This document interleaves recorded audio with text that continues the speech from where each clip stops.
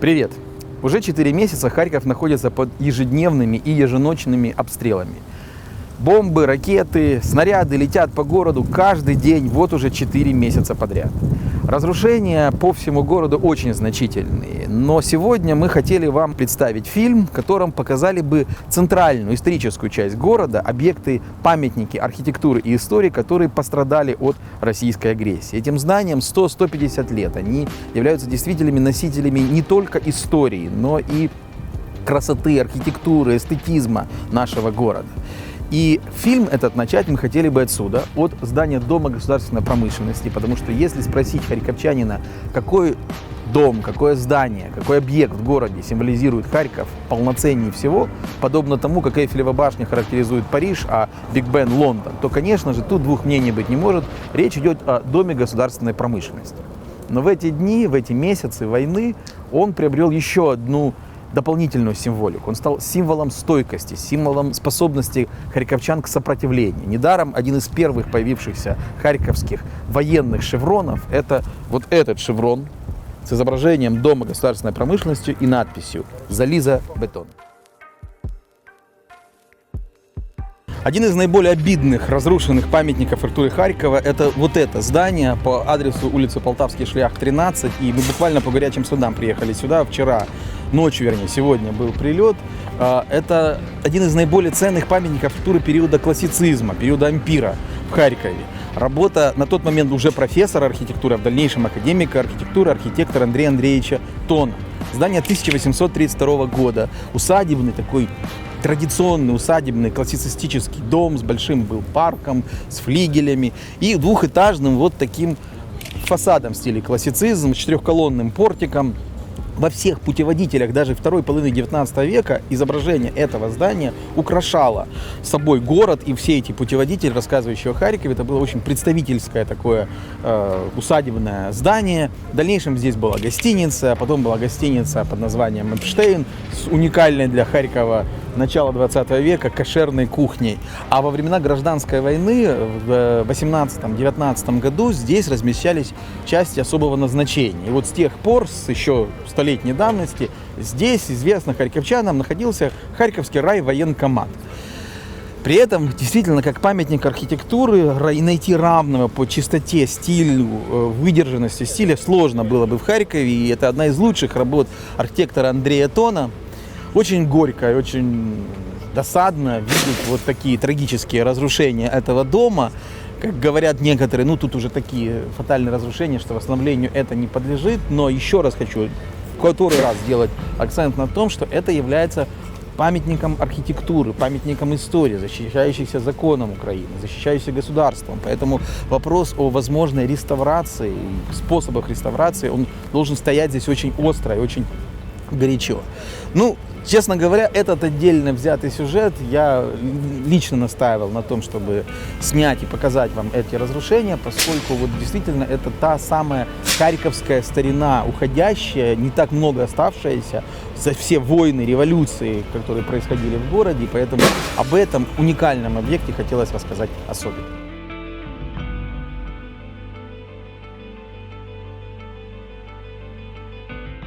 Еще один объект, один из наиболее пострадавших и один из наиболее красивейших объектов в городе, это так называемый Дворец труда, Палац праці.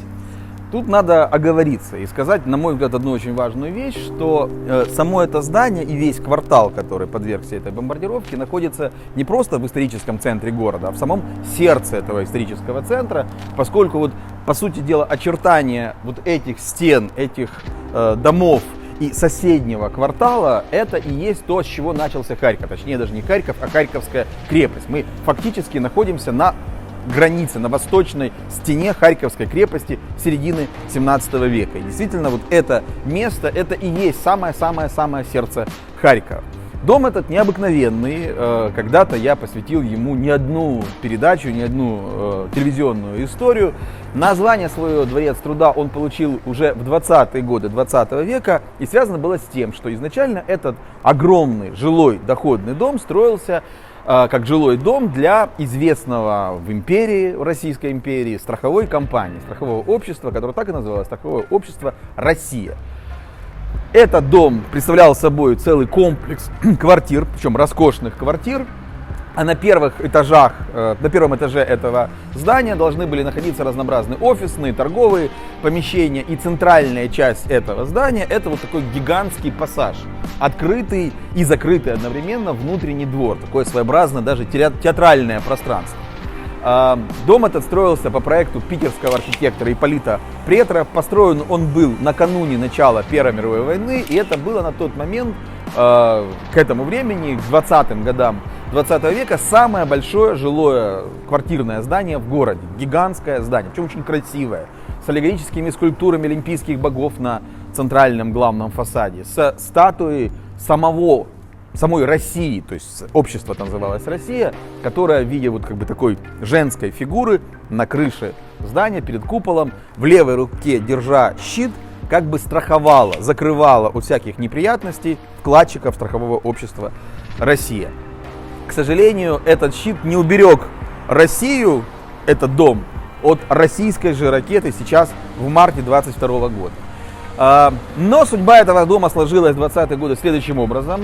Харьков стал столицей советской Украины, и поскольку это была пролетарская рабочая революция, в Харькове, в столице Советской Республики Украины, было очень много профсоюзных организаций. И разнообразные профсоюзы железнодорожников, профсоюзы металлургов, пекарей, токарей и прочих, они должны были где-то размещаться. И вот этот жилой дом, бывший жилой дом, был отдан как дом профсоюзных организаций. Но поскольку в то время была любовь к разнообразным поэтическим названиям, дом профсоюзных организаций стал называться горделиво Дворец труда, Палац праці. Очень важный, на мой взгляд, исторический момент. Это один из красивейших домов. Памятник архитектуры, памятник истории.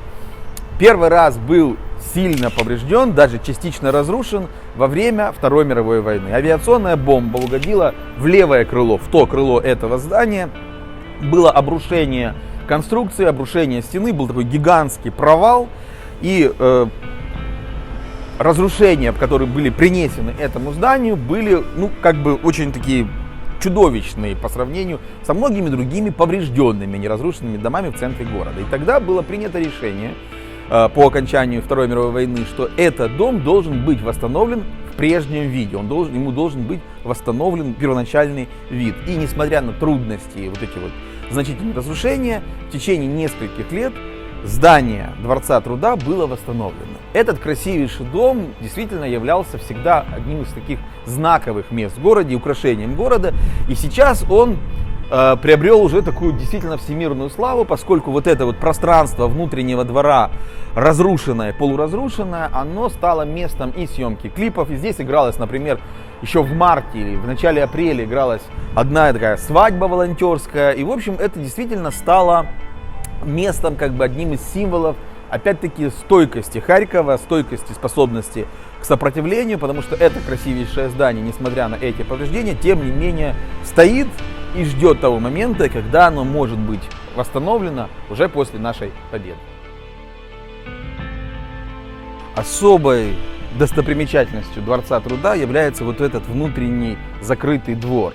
Был даже изначально проект у Ипполита Претра, архитектора, перекрыть это пространство внутреннего двора, атриума, перекрыть таким стеклянным куполом, тогда бы это был полноценный пассаж, такая внутренняя площадь, внутренняя улица, торговая улица этого дома, этого жилищного комплекса.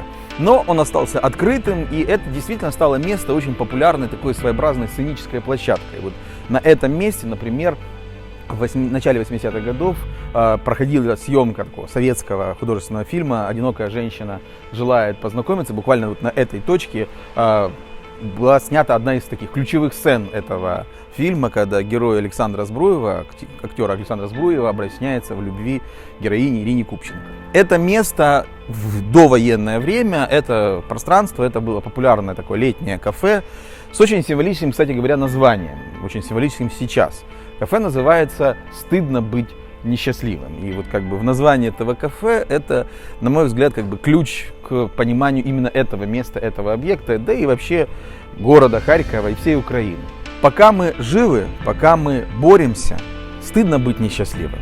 Счастье может находиться даже среди развалин и среди руин.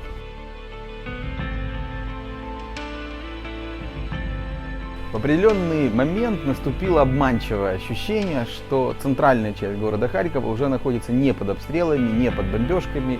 Довольно долгий период в центральную часть ничего не прилетало, не попадало. И это оказалось очень обманчивым ощущением. Буквально вчера, на днях, был прилет куда-то в центральную часть города около 11 часов вечера. Ракета была запущена из Белгорода. И утром мы узнали, что это, в общем-то, центральная часть города, в молодежном парке, в центральной части Харькова. Есть всем харьковчанам хорошо известный спорткомплекс Харьковского политехнического института. У строительства этого корпуса, этого комплекса есть достаточно драматическая история. Дело в том, что до начала 70-х годов, точнее до 1972 года, вся вот эта территория вокруг, и это место, это было самое известное Харьковское кладбище, первое православное кладбище. Сначала было ликвидировано кладбище в начале 70-х и разбит был молодежный парк на его месте. А еще спустя 10 лет, в начале 80-х годов, было принято решение построить здесь вот этот самый спорткомплекс. И у этого места есть как бы такая двойная смысловая нагрузка, поскольку во время строительства этого гигантского спортивного комплекса с бассейном здесь копали строители большой котлован, и как бы кости похороненных здесь людей на этом когда-то первом православном кладбище были потревожены. В общем, это место стало известной такой городской достопримечательностью. Процесс строительства связан с разрытием этих могил на первом городском кладбище. Потом был построен спорткомплекс. Все-таки спорткомплекс существует здесь около 40 лет. И вот как бы буквально это спокойствие было потревожено вот сейчас. И на месте этих когда-то существовавших могил, существовавшего кладбища, потом построенного спорткомплекса, теперь зияет вот эта огромная воронка от прилета российской ракеты. Как бы свято место пусто не бывает, и неспокойное место спокойным не становится. Место, где расположен спорткомплекс Политеха, оно имеет свою очень богатую историю и во многом очень трагичную историю. Дело в том, что вот это пространство, которое сейчас называется молодежным парком, это первое Харьковское православное кладбище, которое, в общем-то, было больше, чем просто лишь кладбищем, поскольку на первом православном кладбище хоронили всех знаменитых, влиятельных, знаковых личностей. И это был, грубо говоря, такой один из самых ярких харьковских пантеонов, мест, где были похоронены самые известные люди города. В 70-е годы решено было городскими властями, партийными органами кладбище ликвидировать, на месте него разбить парк, и небольшое количество могил были перенесены дальше по Пушкинской на 13-е городское кладбище, а буквально несколько захоронений здесь так и остались в молодежном парке, что само по себе выглядит, даже не нелепо, а очень странно, когда вы буквально по аллее молодежного парка натыкаетесь на могилу, например, выдающегося украинского живописца, художника Сергея Васильковского, или, например, на могилу Марко Кропивницкого. Здесь же, на аллее молодежного парка. Но одна могила имеет, точнее даже не могила, а кинотаф, скорее символическое захоронение, имеет еще и глубокий символический смысл для отечественной истории и отечественной литературы. Это могила Миколи Хвильового, видатного діяча української літератури, української історії, який відомий своєю активно українською, проукраїнською позицією і який зараз є одним із головних символів української літератури, українського самовідчуття, самоідентифікації.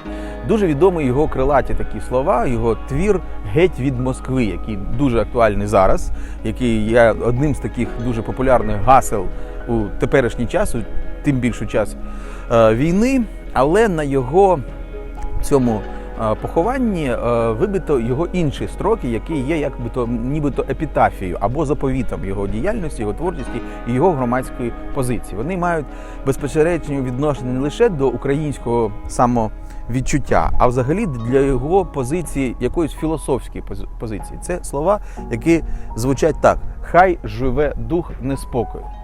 Взагалі, мені здається, що це якийсь такий символ і перевага, і ризики життя у Харкові.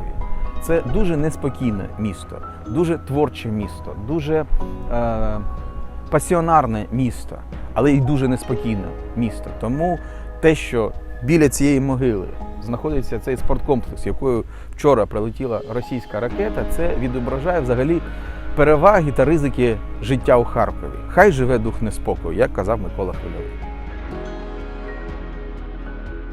Среди объектов, подвергшихся бомбардировке российской авиации, российской армии, один из знаковых, на мой взгляд, объектов в историческом центре города, и сам объект исторический, и еще имеет большое культурное и смысловое значение для города, это эконом-фак Харьковского национального университета имени Василия Каразина. Вот это здание по адресу улица Мироносецкая, 1.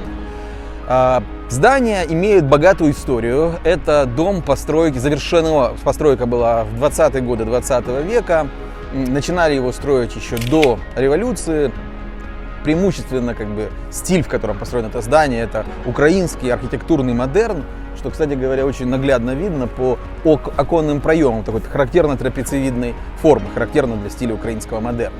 Одним из предположительных архитекторов, авторов этого здания является выдающийся архитектор, украинский архитектор и как раз один из главных создателей национального украинского модерна Сергей Тимошенко, а другой автор — это архитектор-инженер Кушнарев.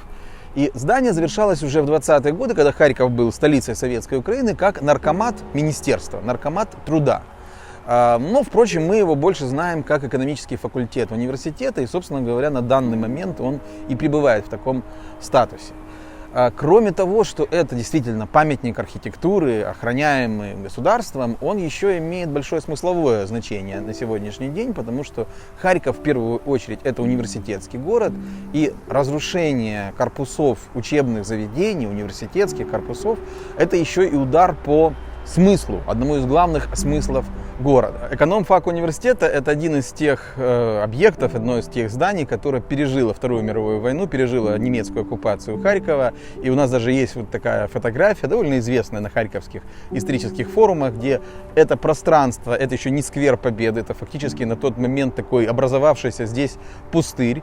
И вот на этом пустыре стоит немецкий ефрейтор, это год, наверное, 42-й, может быть, 43-й. И за его спиной видно как раз вот это здание. Здание цело, здание выстояло во Вторую мировую войну, а то, что мы видим сейчас, это уже последствия нынешней войны. Для того, чтобы показать те или другие разрушения, мало внешнего осмотра с улицы, нужно не стесняться, не бояться зайти внутрь, обойти этажи, чтобы оценить, действительно, хотя бы визуально оценить степень разрушения. Вот здесь как раз очень, на мой взгляд, наглядно видно. Во-первых, наглядно видно, что это была большая лекционная аудитория, вот эти сдвинутые парты, расположенные перед уже отсутствующей стеной преподавателя. Буквально как будто вот здесь вот только-только были занятия, и все очень сильно радикально изменилось. А с другой стороны, это одна из таких наиболее поврежденных частей здания. И, кстати говоря, вот в самом начале марта кадры пожара, когда горела вот эта угловая часть этого дома, они обошли все информационные каналы, все информационные здания. Буквально пылающий угол этого здания, он стал одним из таких символов первой недели войны. И вот сейчас мы можем увидеть уже спустя 3,5 месяца последствия этих ударов начала марта 22 года, увидеть обугленные конструкции деревянные, пролом стены, пролом в крыше. И тем не менее, я все время во всех таких резюме каждого такого объекта говорю о том, что восстановить это можно и нужно, и для меня всегда символом способности к регенерации, к восстановлению, это восстановление, например, таких городов, как Нюрнберг, Гамбург, Дрезден в Германии после Второй мировой войны, когда буквально из отдельных обломков, отдельных фрагментов зданий умудрились немцы восстановить их в первоначальном виде. Здесь, конечно, у нас потенциал для восстановления гораздо больше, но этим нужно заниматься. У экономического факультета университета еще была всегда такая одна особенность, это вот такой зеленый внутренний двор этого здания. И он был всегда действительно очень такой эффектный, очень такой располагающий к тому, чтобы на парах, на перерывах между парами студенты сюда выходили, покурить, просто как-то подышать свежим воздухом. Но у него есть еще одна такая выразительная, изначально была выразительная особенность. Здесь архитекторы применили такую, достаточно распространенную для того времени прием, это комбинация штукатуренных поверхностей и неоштукатуренной родной кирпичной кладки. И вот сейчас это выглядит буквально такой создает, у меня, по крайней мере, образ, оно напоминает Брестскую крепость после вот ее героической обороны, после ее тяжелых вот этих боев, которые буквально отразились на стенах этого здания. И эти оконные проемы, пустые, зияющие, они действительно выглядят как вот такие крепостные казематы, как крепостные вот какие-то бойницы, хотя очень просторные и широкие. И даже вот характер разрушения придает этому очень такой яркий, очень запоминающийся образ. Я посчитал, что нужно показать не только фасадную часть этого здания, которое выходит на Мироносецкую улицу, Жен Мироносец, а и этот двор, который, ну, как символ этого здания, символ его ран, его разрушений, и в то же время, на мой взгляд, и символ надежды на восстановление.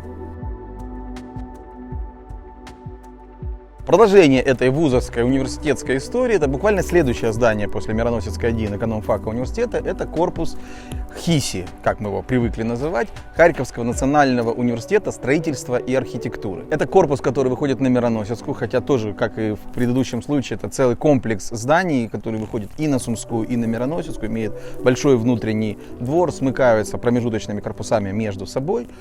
И вот как раз подвергся разрушениям именно этот корпус, который находится на Мироносецкой. Видите, что как бы воронки, разрушения и повреждения, они достаточно значительные. Ну и кроме всего прочего, честно говоря, архитектура этого сооружения изначально в 70-е годы построена, она очень такая брутальная изначально была. И, в общем-то, вопросы о целесообразности восстановления этого корпуса, этого здания в первозданном виде, они, в общем-то, сомнительны. Скорее можно думать о какой-то модернизации, реконструкции, и архитектурной, и функциональной для этого корпуса, тем более, что это факультет архитектурный, как бы сапожник без сапог. Вот. Но для фиксации, собственно говоря, разрушения гражданских объектов, связанных с образованием, это как бы тоже очень важная часть этой истории. Собственно говоря, вот здесь видно, как значительно пострадал и это Харьковское учебное заведение.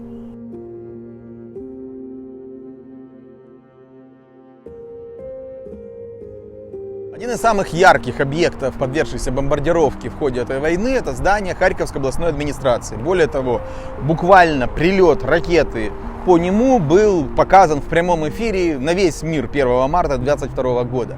И место это, и здание это, оно особое, оно многострадальное, оно имеет богатую историю, предысторию того, что было здесь на этом месте. Впрочем, по смыслу практически никогда особо функция этого места не менялась. Изначально здесь, на углу улицы Ветеринарной, нынешней улицы Свободы, и Сумской, возникло здание Харьковского губернского земства, организация, которая занималась вопросом строительства дорог, мостов в Харьковской губернии. Было еще до революции.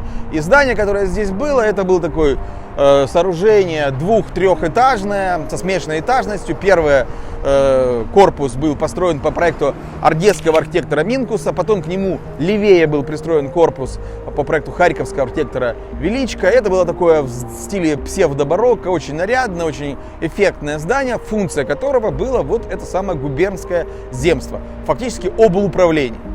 В дальнейшем, когда Харьков уже в советские времена стал на небольшой, непродолжительный 15-летний период столицей советской Украины, было решено реконструировать это здание, причем реконструировать его с сохранением по возможности оригинальных фасадов, надстроить его в современном стиле конструктивизм для Центрального комитета Коммунистической партии Украины. И по проекту архитектора Штейнберга было разработано такое решение, когда фактически такая конструктивистская рампа оформляла вот центральную историческую часть этого здания, но в силу ряда причин и как бы спешки при возведении новых корпусов и новых этажей реализовать в полной мере это дело не удалось, и появилось здесь здание в таком конструктивистском характерном стиле, выдержанном стиле, которое очень гармонировало со зданием Дома государственной промышленности напротив, соседнего дома проектной организации, нынешнего главного корпуса университета Каразина, и со зданием гостиницы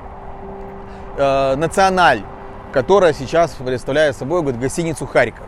В общем, создался уникальный такой архитектурный ансамбль, в который входил, собственно говоря, корпус Центрального комитета Компартии Украины здесь, в Харькове. Война, Вторая мировая война, здание очень сильно пострадало, впрочем, как и весь вот этот вот квартал, который точно так же пострадал и сейчас. Вся начальная часть улицы, тогдашней улицы Иванова, а сейчас улица Свободы, подверглась очень сильным разрушениям. И уже после войны, когда изменилась архитектурная мода, изменилась стилистика в Советском Союзе, было решено обгоревшую коробку, руину вот этого штейнберговского конструктивистского здания снести и на его месте в тех же объемах, даже примерно в тех же пропорциях возвести новое здание в стиле сталинского ампира, очень характерное для вот такого уровня и такого масштаба сооружений того времени для крупных областных центров. Так появилось здание Харьковского обкома коммунистической партии, облисполкома. В общем, много функций здесь в этом таком советском казенном здании было, но история продолжилась, и это уже новейшая, не супер новейшая, а новейшая история этого места, поскольку в 2014 году во время начала конфликта, начала войны на Донбассе, в мартовские же дни здесь был установлен российский флаг, триколор, был штурм этого здания как бы пророссийскими силами, и это уже как бы новая страница уже в истории именно этого дома, по которой появился здесь уже в 50-е годы. Вот в 2014 году уже начала писаться новая история этого места. И супер новейшая история — это вот уже события марта 2022 года, которые мы сейчас видим в виде этих разрушений, повреждений этого корпуса. Оценивая степень этих разрушений, можно сказать, что строили в 50-е годы довольно капитально, довольно крепко и надежно. И при грамотном подходе к реконструкции этого сооружения, этого объекта, а он является памятником архитектуры, и причем одним из важнейших моментов, что он является предметом охраны, являются его фасады, восстановить или реконструировать его возможно, и хотя это потребует достаточно серьезной и работы, и проектного решения, в общем-то, в данном случае тоже надежда на дальнейшую жизнь этого места есть. Еще одно здание на улице Свободы, бывшей улице Иванова, бывшей улице Ветеринарной. 1910 или 1911 год, архитектор Мелетинский, жилой доходный дом, прямое попадание, видно, что полностью обрушилась центральная часть этого здания, левый и правый эркер целехоньки, погибли люди, погибло 7 человек во время этого взрыва, и как бы выглядит оно действительно таким обрушением, не подлежащим восстановлению, тем не менее это не так. Один из жильцов этого дома, живший на предпоследнем этаже, это известный харьковский архитектор, известный харьковский инженер-строитель. И вот он тоже как бы с надеждой и верой в самое лучшее говорит: у меня есть чертежи, у меня есть документация, у меня даже есть изображение вот этой эффектной лестницы парадного в стиле модерн, покрытая росписями в стиле модерн. Все восстановим, главное победить. Главное, когда закончится война, восстановим так, как было, с сохранением всех архитектурных особенностей. И еще одну мысль я здесь бы хотел сказать. Вот весь этот квартал, вот начало улицы Иванова, очень сильно возникает ощущение дежавю, поскольку нечто подобное уже было. Было в 40-е годы во время оккупации Харькова немецкой армией. И, по сути дела, вся та часть от Мироносецкой до Сумской, квартал этой улицы, это полностью разрушенная в ту войну и заново восстановлена. И мы видим, что как бы следы разрушений сейчас, по сути, на тех же самых местах, на том же самом. В начале марта досталось не только зданию обладминистрации, но и соседним зданиям, соседним домам, буквально в квартале по улице Мироносецкой, за ним. Поэтому вот, собственно, здание обладминистрации за моей спиной, а пострадала целая серия домов, вот буквально 5-6 зданий на отрезке улицы Свободы, улицы Ярослава Мудрого. И это фактически такой очень пострадавший целый квартал. Есть одна такая особенность у этого места, откуда мы вам показываем город. Это относительно новое здание, такое офисный центр 50-я параллель. Он вырос как буквально такой гриб некоторое время назад здесь, в историческом центре, контрастирует с окружающими, по архитектуре с окружающими домами.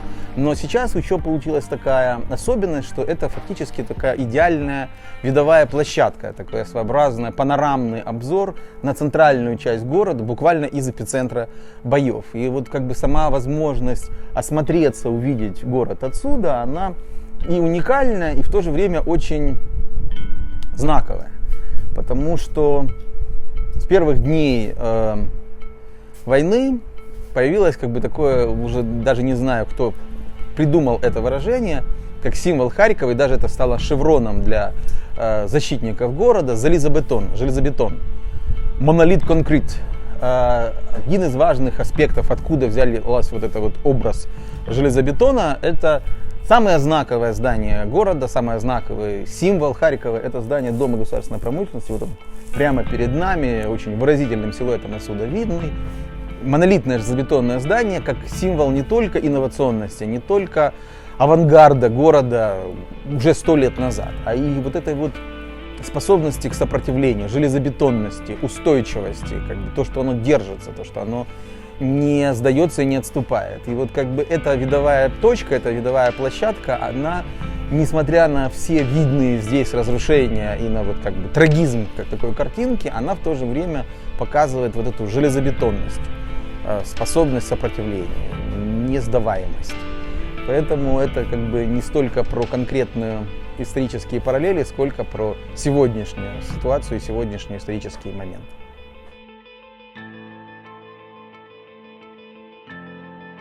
Еще один дом вот в этом условном правительственном квартале на отрезке улицы Мироносецкой за обладминистрацию. Это обычный жилой дом постройки 30-х годов 20 века в стиле конструктивизм с такими выразительными трехгранными эркерами. До войны, до 24 февраля, это расположение в самом центре города, возле здания обладминистрации на Мироносецкой улице. Это, в общем-то, даже какая-то привилегия жить вот в таком доме, в самом-самом сердце и центре города. С момента начала войны это стало не привилегия, стало проклятием. И, по сути дела, люди, которые жили здесь, стали заложниками этой ситуации.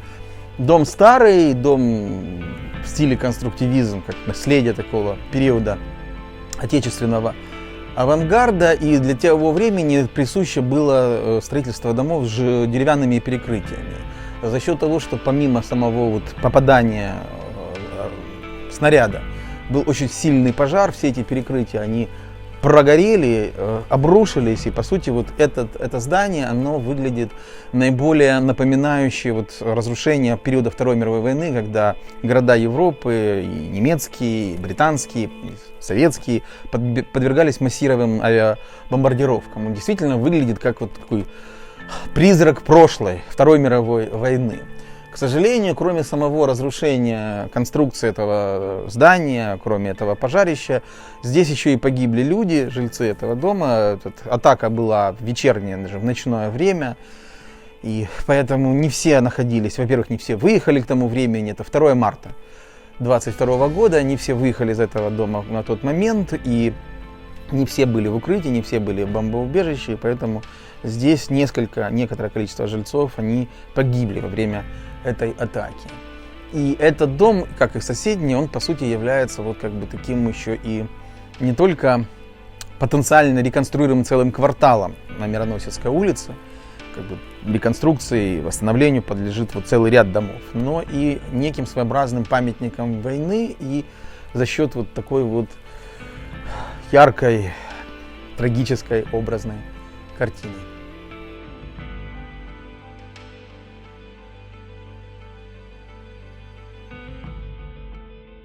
Мы во дворе этого жилого дома на Мироносецкой, и действительно видно, что сила удара была такая, что фактически во всех домах по соседству повылетали окна, они пострадали от осколков, зарядов, снарядов, и разрушилось буквально, повреждено было буквально несколько домов. Ну, а здесь получается такая своеобразная панорамная картина от этого офисного центра, 50-я параллель, к заднему фасаду жилого дома, следующего жилого дома, который тоже и горел, и тоже стал в результате этого удара, потерял все окна, и были повреждены конструкции. В общем, это целая как бы такая череда разрушений. И здесь надо сделать один, на мой взгляд, еще один очень важный акцент. Все эти дома – это абсолютно гражданские здания, абсолютно гражданские сооружения. Цинично звучит мысль о том, что соседство с местом принятия решения, с обладминистрацией, стало причиной того, что здесь погибли гражданские люди, эти дома были подвержены удару. Это была мирная жизнь, это были обычные жилые дома, где просто были квартиры людей, которые жили здесь, в историческом центре города. И вопрос о допустимых жертвах и недопустимых жертвах, мне кажется, здесь вообще звучать не может. Нельзя бомбить мирные города, нельзя стрелять ракетами по жилым кварталам, нельзя, никакая война, никакие погрешности не оправдывают военных преступлений против гражданских лиц. В нашем фильме мы показали далеко не все здания, не все объекты, которые показывают то, как был разрушен, то, как был изуродован Харьков за эти месяцы войны. Мы старались показать вам исторические здания, которые совершенно неуместны вот в таком военном контексте, хотя однажды такая же трагедия с нашим городом приключилась в 40-е годы 20 века. Мы хотели показать вам в нашем фильме всю неуместность и вообще невозможность войны в мирном, молодом, студенческом, красивом городе в центре Европы. И закончить наш рассказ, и закончить наш фильм мы хотели бы оттуда, откуда его и начали, здесь, возле здания «Газпрома». Потому что это здание и этот символ, и его стены, стены Дома государственной промышленности, они несут не только вот этот символ стойкости, железобетонности, но и символ надежды, символ того, что Харьков все равно выстоит, Харьков возродится и будет еще прекраснее прежнего.